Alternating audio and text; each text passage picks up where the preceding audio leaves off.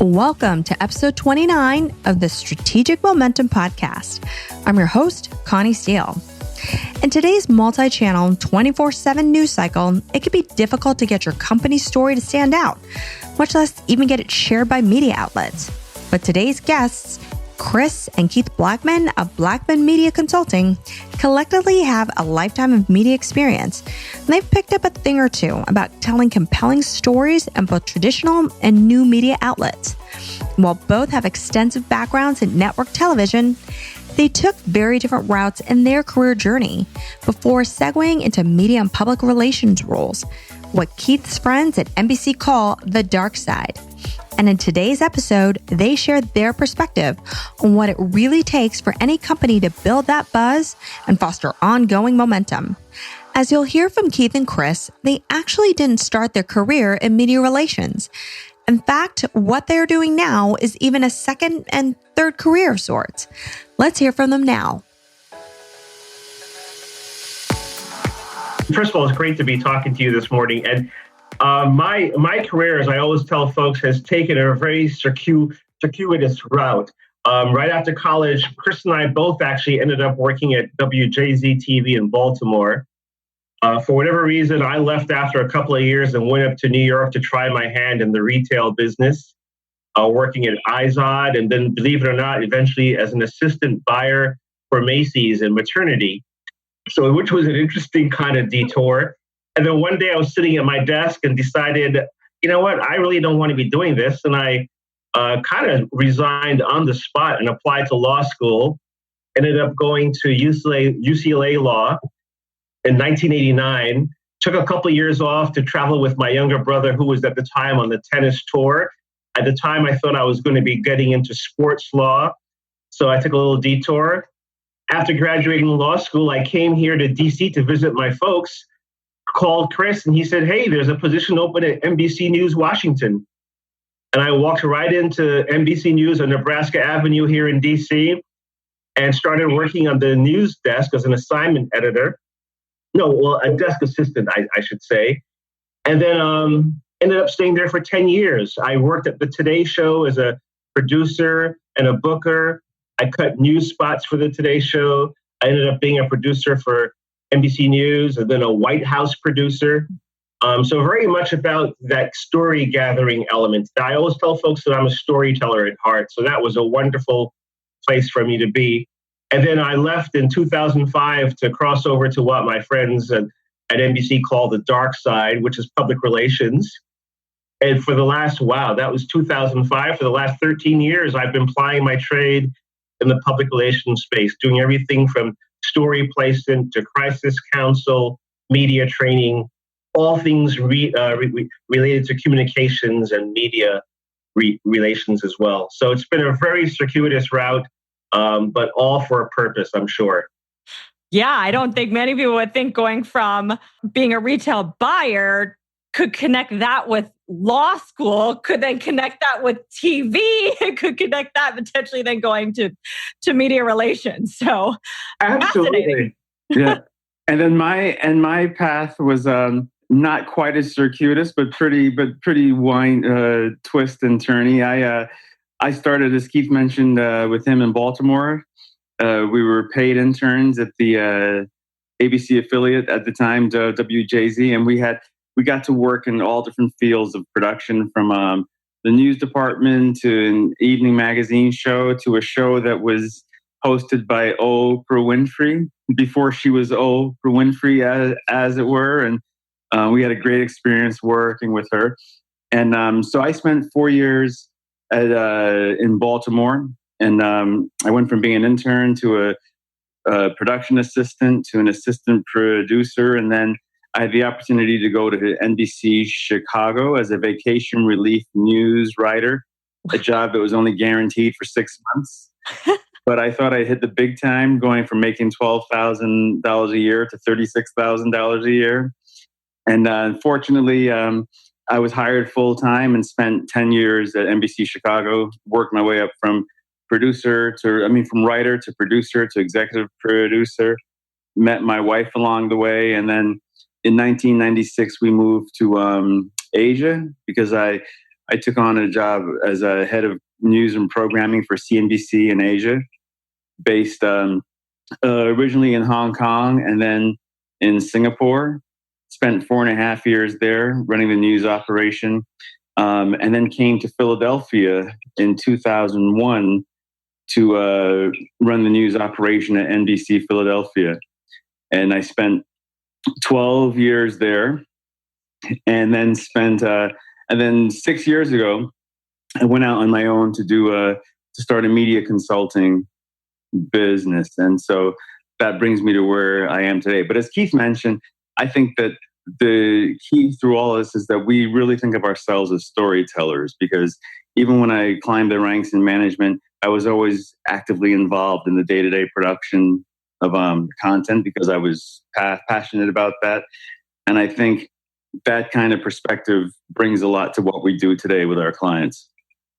So this focus on storytelling, tell me more about that and how those experiences have shaped your approach to media relations and communications more broadly. Yeah, let me start off on that. I remember just after joining Burson, I had lunch with an old colleague of mine who at the time was content producer for ABC News here in Washington. I was still trying to get some intel about how to do my job better, and I asked her point blank, "Hey, what are you seeing in the types of pitches that cross your desk each day?"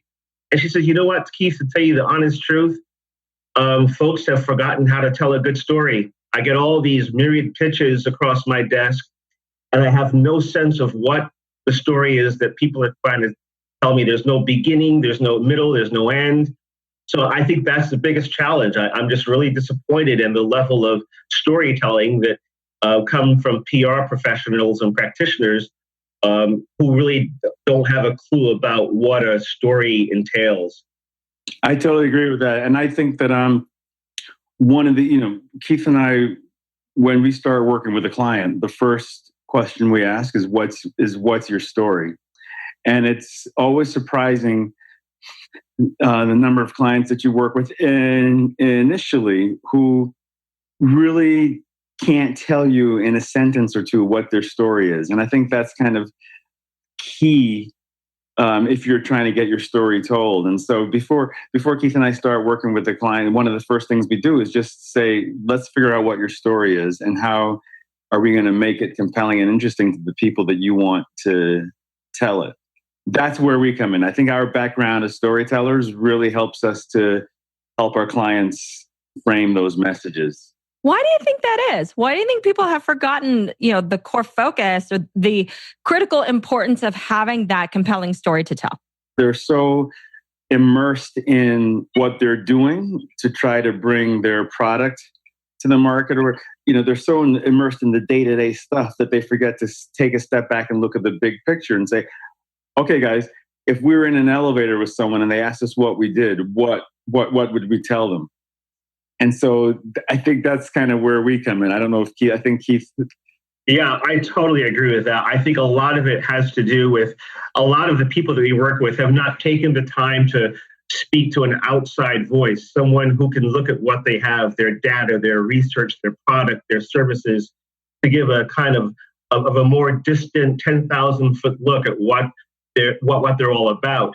They're so internally focused and engaged in navel gazing that they haven't taken that time. And that's why aligning yourself with a PR practitioner is so important, to have some kind of objective voice, eyes looking at what you're doing to help you shape that narrative, especially in this day and age when you're trying to break through the clutter of just this always on 24/7 news cycle. I think a lot of clients, when you start with, we have to disavow them of the notion they can just do a commercial, because you can't pitch people with a commercial for what you're doing. There has to be a news peg, something tied to the news cycle, or a great story. It can't just be, we're so great, this is why you should tell our stories. So we really try to put a face on their stories. We try to put a human face on their stories besides the corporate message. We try, okay, what does this mean to the consumer, and who are the consumers that we can tap into that will bring your story to life? So it's really taking that kind of approach. And what we've tried to do is I think a lot of people are still caught in this idea that you pitch with a press release. And to me, I know what happens to press releases and news. They either get shredded or they get deleted because people, they're not looking for a press release. They're looking for a story. So we tend to use press releases as background information if you'd like more, but we're really about crafting the message and crafting the pitch. I think one other thing we try to do is demystify the whole process of getting media coverage. Because I think a lot of people think about it as, oh my gosh, how, it must be impossible to try to get someone to tell my story. And the answer is that reporters are looking for great stories all the time. And there's so many great outlets to tell those stories, but you've got to have the story to tell. As Chris reminds us, reporters are looking for great stories all the time. And there's so many great outlets to tell those stories, but you've got to have the story to tell. And unfortunately, that's a challenge that seems all too common. That story you create isn't a press release and it's not a commercial. But even after defining your story, getting that big national hit just isn't the silver bullet. It's certainly a misconception that clients have, and one where the Blackman brothers frequently dispel, as we will hear. One of the first things a client will say is, hey, how do I get on the Today Show? A couple of years ago, it was, how do I get on Oprah? And in this day and age, with so many multiple platforms to tell your story, particularly at the local and regional level, we have to disabuse people the notion that the big national hit is the end-all, be-all. We believe that the best stories are ones that percolate from the ground up, almost with a grassroots kind of feel, where it starts out in a local market, it grabs the attention of someone on a national desk, a regional desk within a national desk, and it gains this kind of organic momentum where people start paying attention.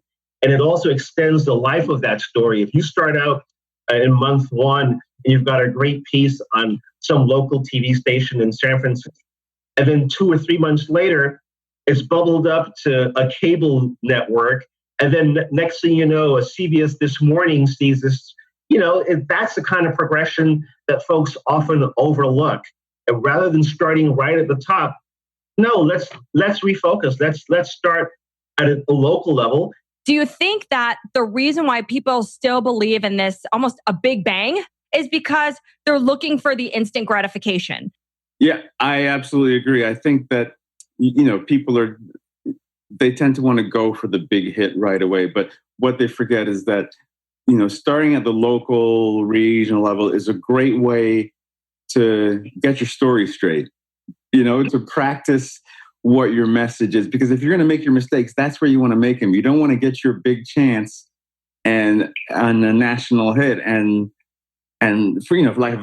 blow it. I mean, you really want to know what your message is, hone your messaging, decide what the focus of your story is, and also to make sure that what you're promoting is ready to go. I mean, so, you don't want to have to attract all this attention suddenly to your product and realize, what, we're not really ready, or there's a bug in it, or there's, we're not really where we need to be. So I think starting at that local level where there's less pressure, you tend to get more time for an interview on some of the local level opportunities.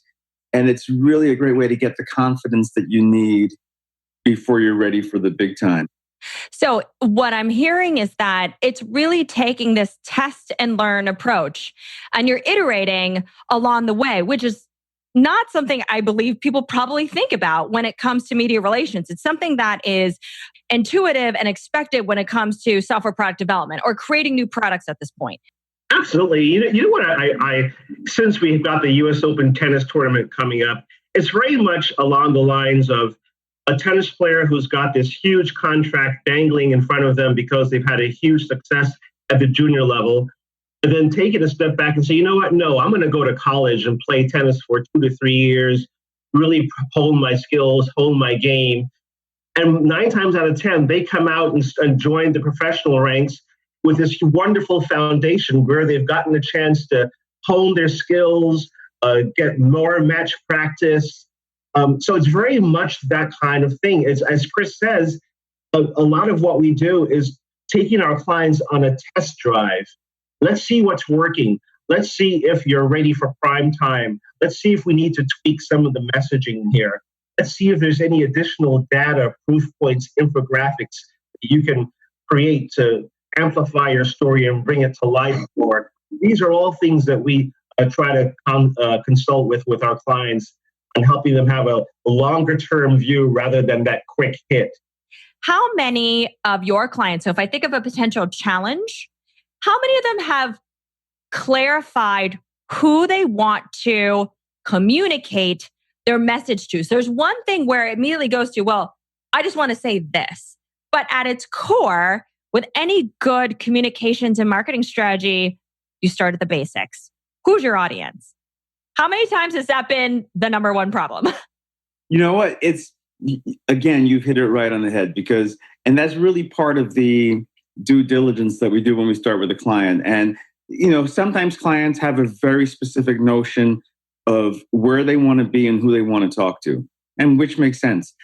But a lot of times we meet with clients who don't realize that, their story might play on 2, 3, or 4 different fronts.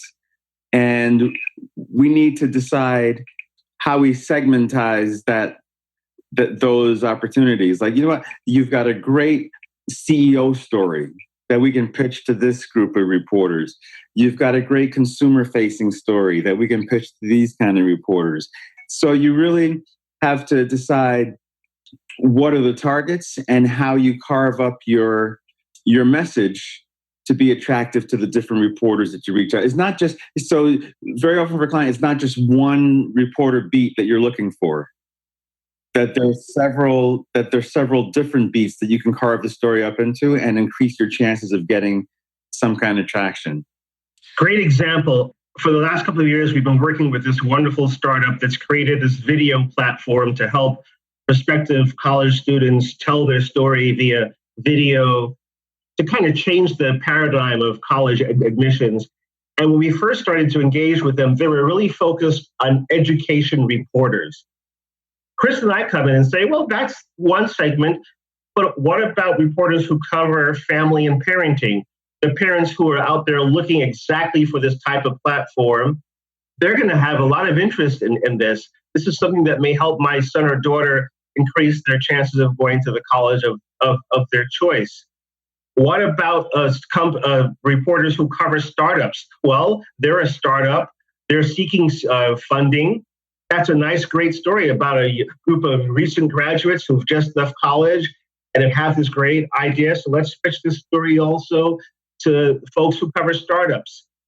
So that's really what we're about, is to take an initial concept of who the target audience that we're after is and broadening the universe to make sure that we are getting as many bites of the apple as possible. Because what we're trying to do is create a kind of an echo chamber where you've got reporters who cover one beat on education, another covering business and startups, another covering family and parenting, telling the story that's hitting people from all different angles and sides and with different perspectives and insights. So what I'm hearing is that to maximize the media coverage, it's critical to understand the range of audiences in which your product or service could resonate with, and that each of those audiences may connect to your product and service from a different angle, all of which is very valuable. But when you put them all together, it gives you the greatest opportunity to then be as relevant as possible. And because of those different story angles, you never know where it can take you. So you are starting small with different sort of hits along the way, and then it can grow into a big groundswell over time. That's Absolutely. Exactly right. Exactly right. And I think, one thing I should add as well is that one of the things that we remind clients of, that very often, if you get a hit on a local outlet or a regional outlet, that's not the scope. It doesn't end there, because very often these outlets are owned by bigger, they're part of a bigger group of like a stations group, and they share their content all on their platforms all over the country, or on their affiliates all over the country. So we've had clients where we've gotten a hit in one market, and then before you know it, it's been picked up literally all over the country. And it's almost like it's like getting a network hit. To be honest, in many ways, it's often better than getting, one-time network hit, because over the course of several days, you'll find that different websites, news websites of this parent group are picking up the story. So we've had stories that, aired on one particular day, and 2-3 weeks later, we're still being picked up on other partner websites all over the country. There's a network effect that your clients may not be aware of. And the way that you're approaching things, because you understand the relationships and partnerships across the different stations that may be local, it's really not isolated to, a local hit. The reality is that local hit connects to a regional hit, which may connect to a national hit. And it's really about understanding the longitudinal effect of that opportunity that you just pitched. Absolutely. That's exactly right. And Connie, right. let me just add too, that in addition to audiences, it's one of the values that Chris and I bring is understanding trends. For example, over the last couple of years, we've noticed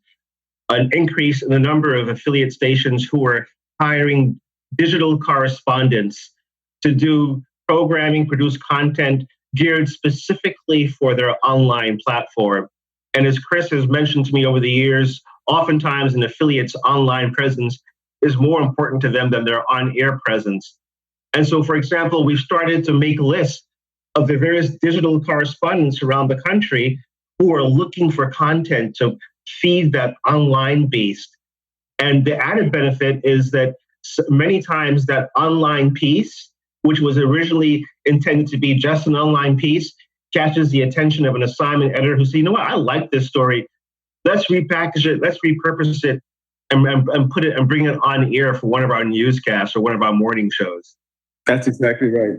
That's great.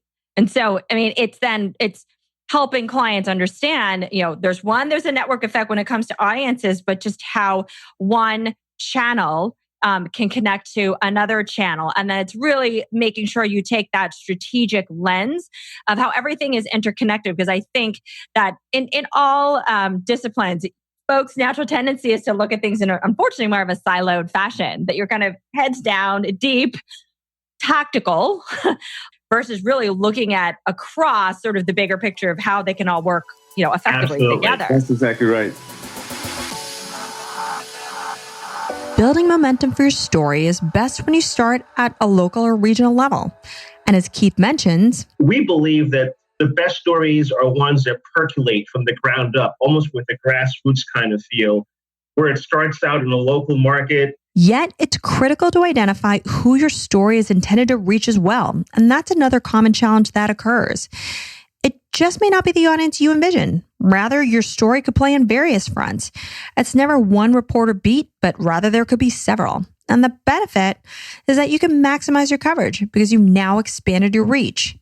And there's this network effect that you have to take into account and take advantage of. Chris shares the following example where starting small on a local level gained traction and led to national coverage.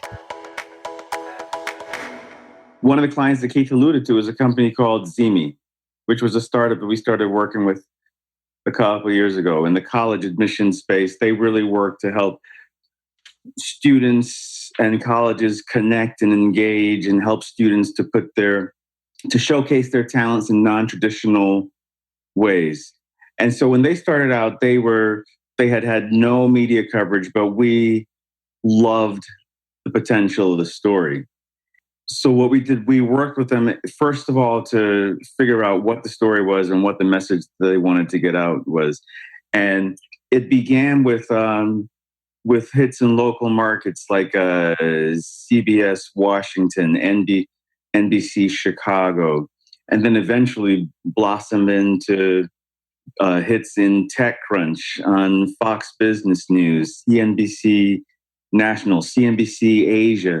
So it really began as smaller markets, building some buzz. And then what it does is that it kind of legitimizes the story. So when you get like that first hit in a local market, first couple of hits, then when you reach out to other reporters, you're able to point you can include actually links to those stories. You can point, hey, they just had this appearance on NBC Chicago and CBS Washington. And what it does, it says to people who are considering the story, oh, you know what? If they did it, maybe I should be considering it too. Oh. So it creates kind of a track record and also allows people to get a sense to see people on air, to see how they present themselves on camera, and to get a real sense of the story. And I think that played a huge role in getting them the coverage that we needed to get. I think over the course of about a year and a half, we got them close to 40. It started at CBS Local here in DC and a local station in Washington, in Chicago. And then before you knew it, they ended up on CNN Headline News and Fox and Friends. So quite the progression over about a year and a half. It's generating those early local hits that really kind of lends credibility to the story. And very often when you're reaching out to national outlets, they all want to see, well, where else has this been covered?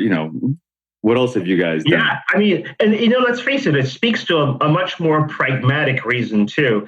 Chris and I are very much aware of and try to tell this to our clients that part of our job is making the story gathering process as easy for reporters as possible, especially in this day and age where they have no more time to go out and enterprise stories.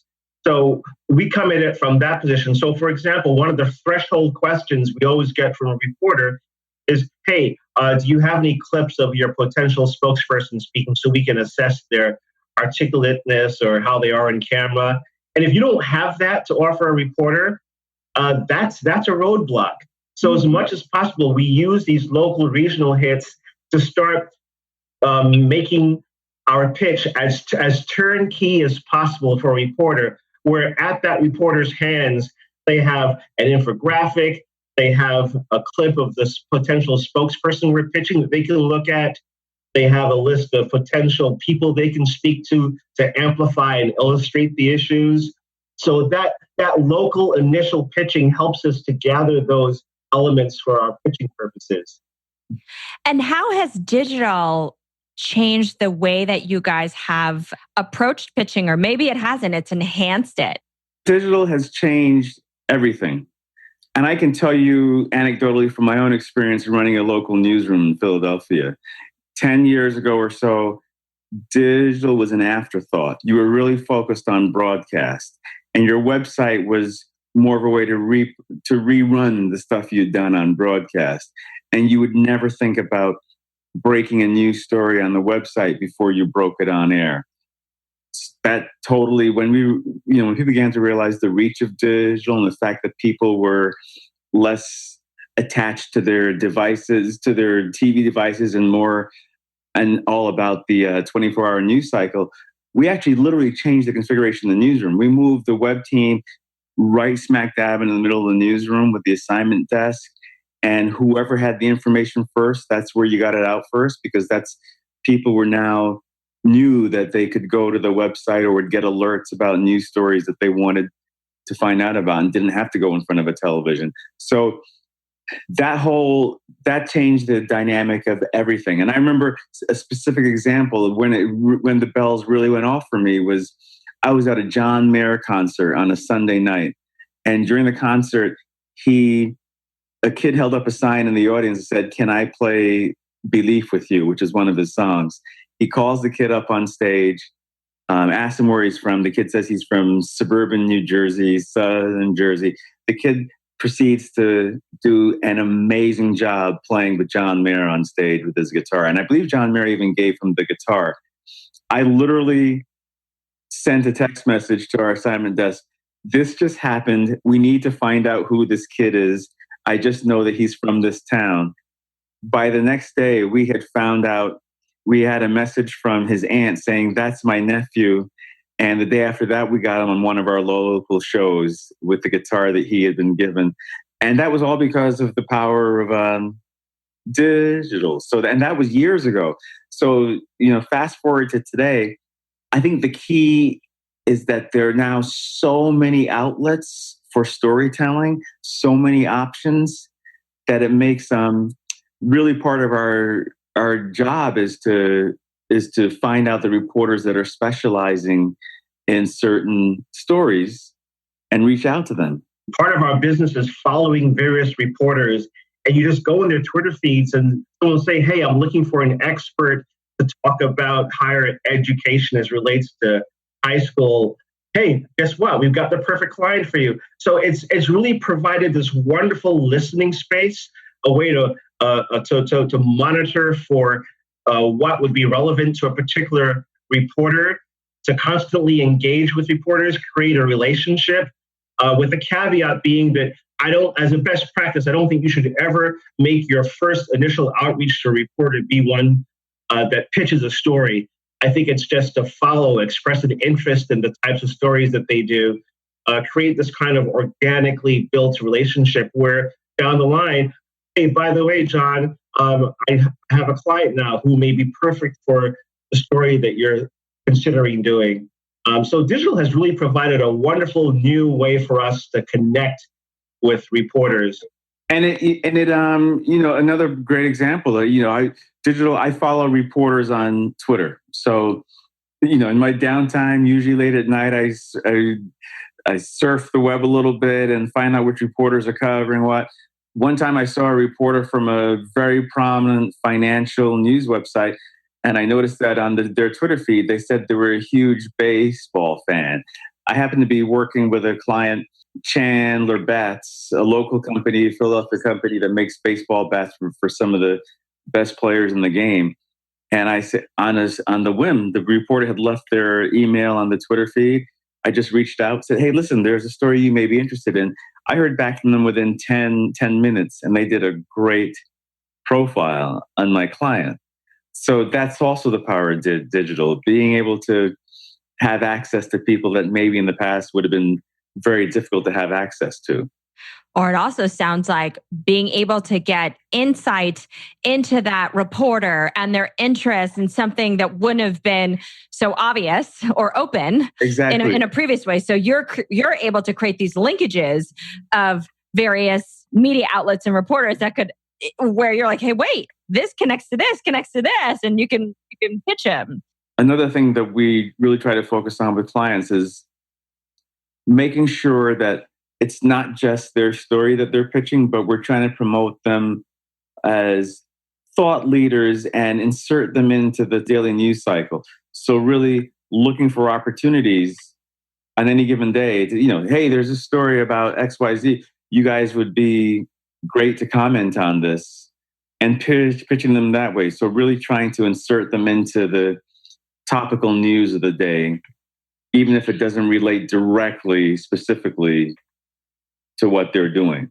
Another strategy that helps break through the inertia and gets momentum is around being part of the relevant dialogue that's happening in the news cycle right now versus trying to craft your own story, thinking that's going to take the lead. It's rather weaving, your story into what's hot, and then that you're building on that. And then ultimately over time, then that may take more precedent. Exactly. That's exactly right.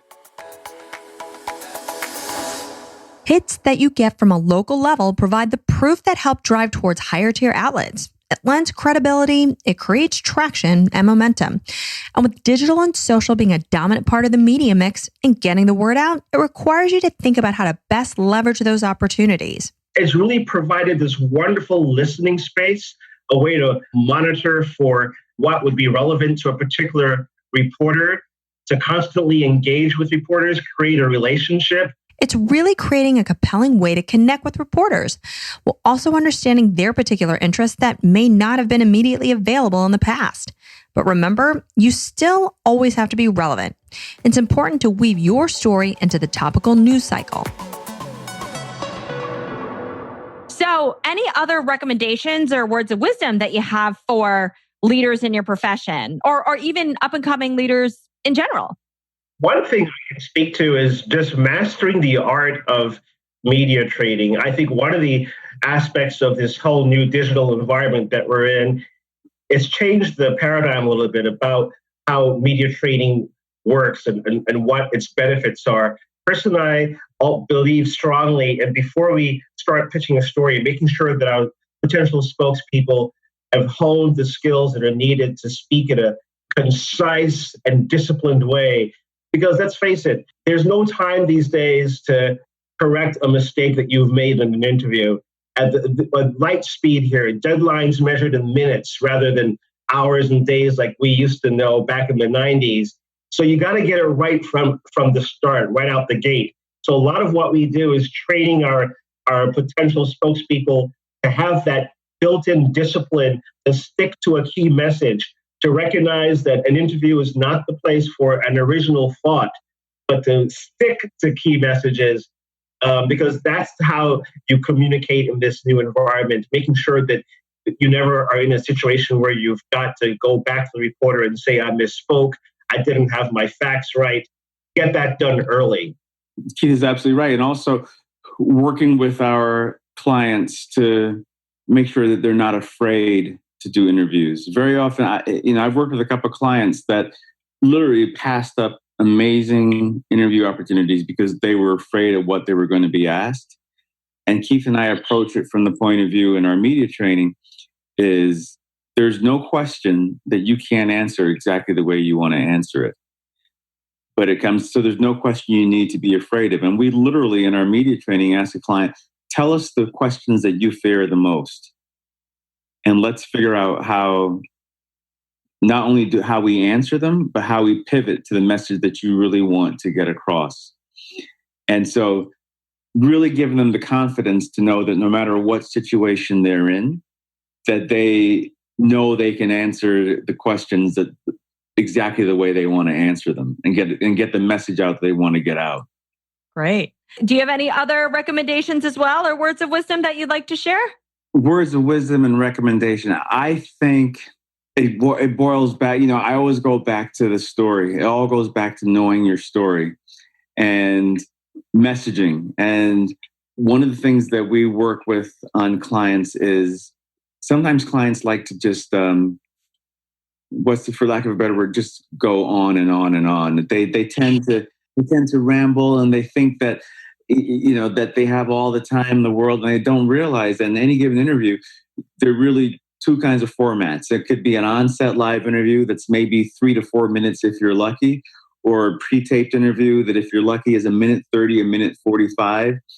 So you have to know how to speak in sound bites, because the longer you speak, the longer you go on, the more likely it is that your message is going to be chopped up and sometimes misinterpreted, or sometimes lose the message that you're really trying to make. So really understanding, how do I speak in sound bites? What's my story? What's my elevator pitch? So I think that's a really big part, an important reminder for the people that we work with. So really think strategically about your media opportunities. And I think that's one of the messages I would go back to, is that it's not just, as Keith mentioned, just throwing everything at the wall and see if it sticks. Who do we want to reach? How do we want to reach them? And what story do we want to tell? And once you get that lined up, then it becomes much more easy to know who to go to and what to go to them with. And just to put a bow on that, one of the biggest turnoffs of reporters is the sense that the pitch that they're getting is generic and has been sent to 100 other people. So we always try to take the approach of making sure that we have tailored our pitch to a particular reporter's beat, previous articles, and interests. We want to make sure that we are speaking directly and only to that reporter, because we've taken the time to research, to see what he or she likes to write about, to see what their particular biases and the focuses are, to let them know that we've actually read their articles, to think that this may be of interest to them. That's one of the keys to a successful media outreach. It's creating the understanding for a reporter that you understand what they are interested in and what they want. And another message, Connie, that I'm reminded of is that we remind our clients that when you get a media hit, That's great. We're glad we got you a media hit, but that's just the beginning. That's not the end all be all. That's not where it ends, because for any given media hit, you have no idea who was watching that particular time. So it's very important to be able to push it out strategically on social media channels, whether it's Twitter, or Instagram, Facebook, or LinkedIn, which I'm a big fan of, without being too braggadocious, but really strategically saying, hey, we had this opportunity to appear with XYZ reporter. Here's a look at what we did. But just really thinking strategically about how do we amplify this message from this specific media hit that we got. And you'd be amazed at how, from us as PR professionals, how many leads that can generate, how much, people reach out, hey, I saw this thing that you did, would love to learn more. But really thinking strategically about your social media strategy. Knowing what you know now, what advice would you tell your younger self? I can start with that easily. I tell myself to do a lot more reading.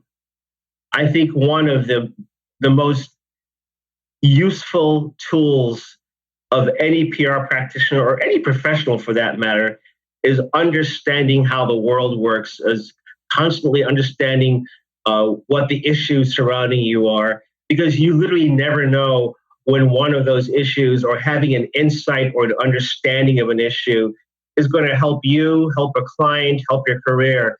And I would tell myself, read a lot more books, be disciplined, set aside an hour a day to just read a couple of newspapers from front to back.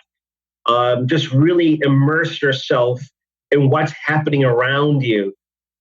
Because I think that's one of the best tools that we have with what Chris and I do, is just being able to riff, to be able to have a broad understanding, to be a generalist, to understand that no matter what the issue is, oh yeah, I saw an article about that that could tie in there exactly with what we're discussing.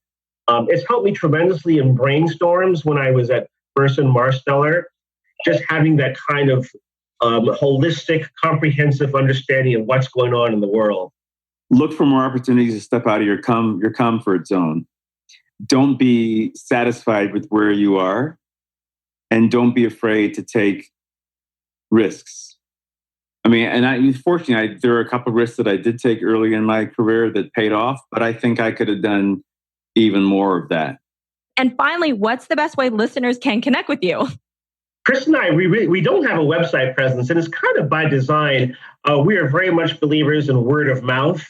So we strongly believe in our email. I can be reached at keithkblackman@gmail.com.